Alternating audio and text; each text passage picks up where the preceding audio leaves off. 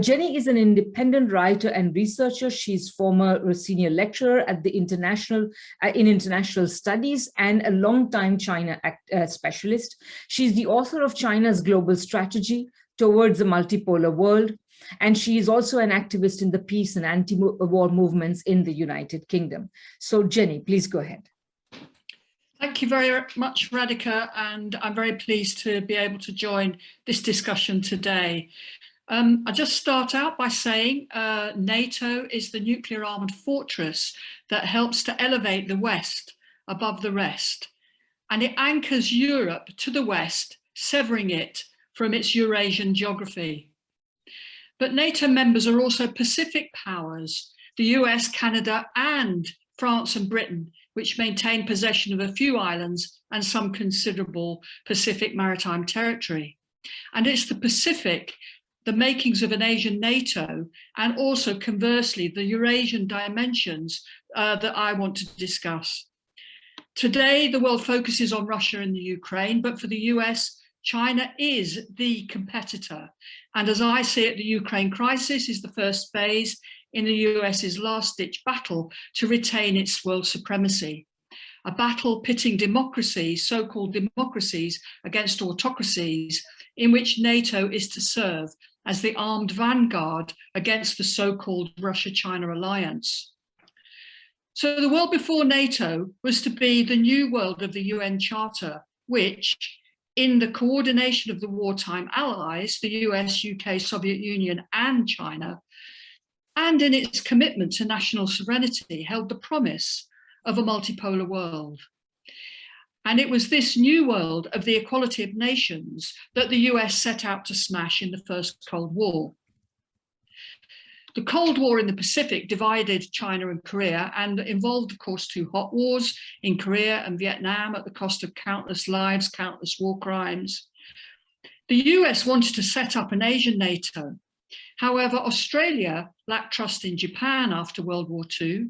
Japan's military was constrained under Article 9 of its constitution, and many Southeast Asian states, having fought to gain independence, chose non-alignment over subordination in a military alliance.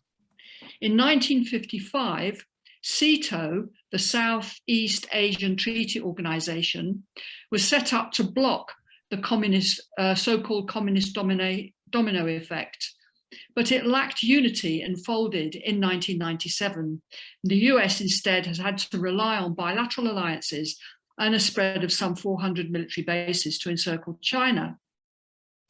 So the Cold War never ended in the Pacific. China and Korea remained divided. Nevertheless, there was a degree of thaw in the 1990s, which allowed China to improve its relations in the region, whilst ASEAN, the Association of Southeast Asian Nations, extended membership to the Indo-Chinese nations.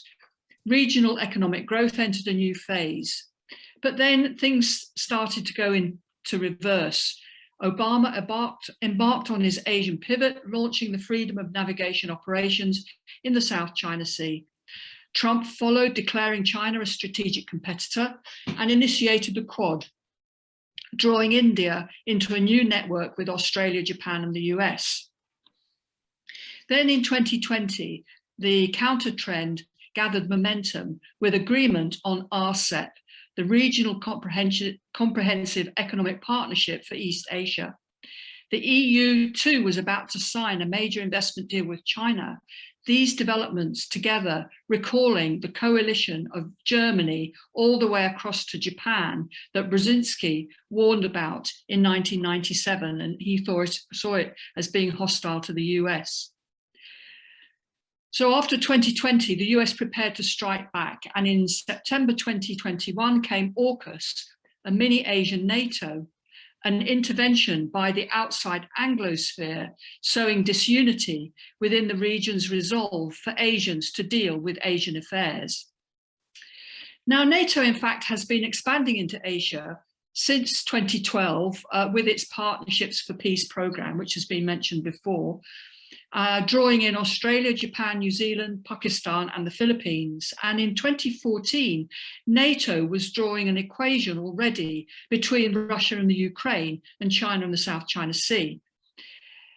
At the 2019 NATO summit, Pompeo raised the issue of the China threat, and in 2021, NATO's 2030 forecast adopted an Indo-Pacific strategy, which made it very clear: Russia first, then China. Building on Trump's anti-China approach, Biden has further elevated the Quad and focused more on Taiwan, but the Quad lacks military muscle, hence the announcement of AUKUS. Under AUKUS, the US and UK are to equip Australia with nuclear-powered submarines, not only violating the Non-Proliferation Treaty, but also subverting the nuclear weapons-free zones of Southeast Asia and South Pacific, both important advances in regional independence in the 1980s. The purpose of these submarines is to extend Australia's naval reach much further into the South and East China Seas.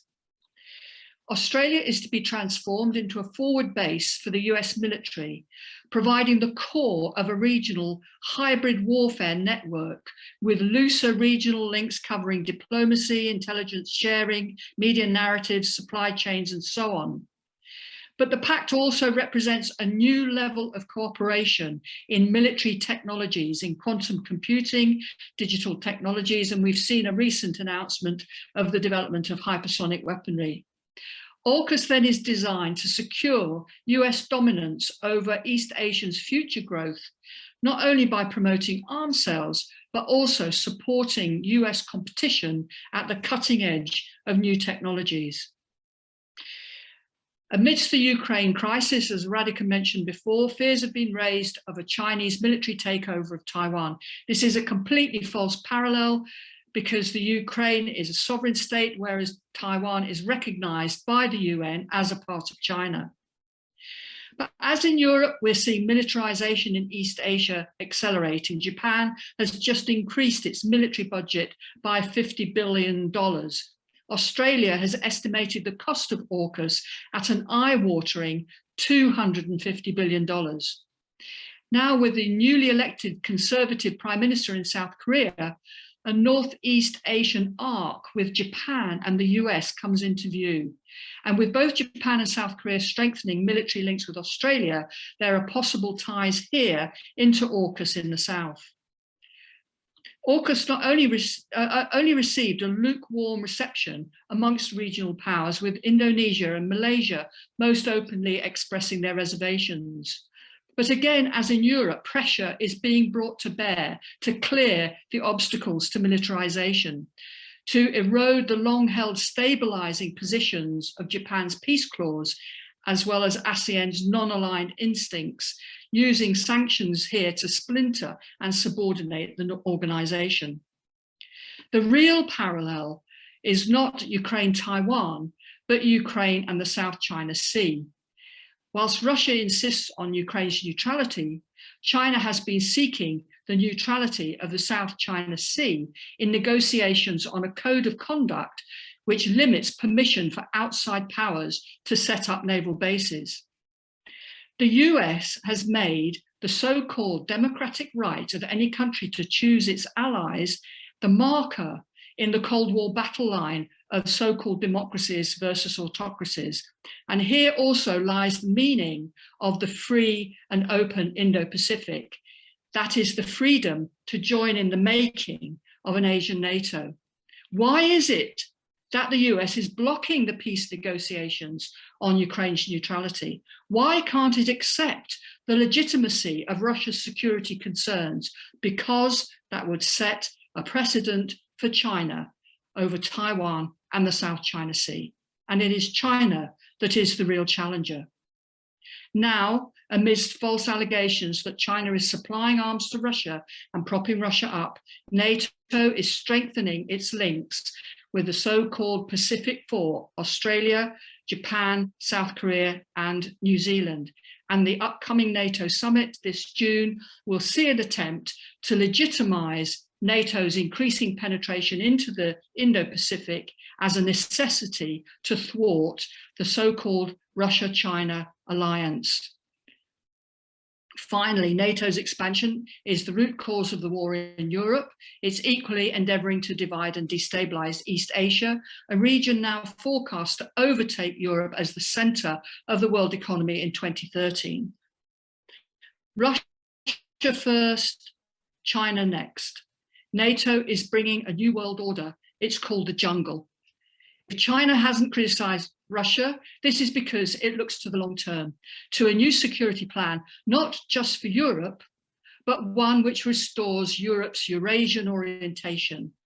In other words, a new Eurasian security order. China is taking its stand on the indivisibility of security, on security for all, not of one at the expense of another, and in this way is keeping alive the spirit of the UN Charter. Thank you. I'm Michael Hudson. I'm appearing here for the International Manifesto Group. If you like this video and want to like it, please subscribe. For more information, go to the address on the screen.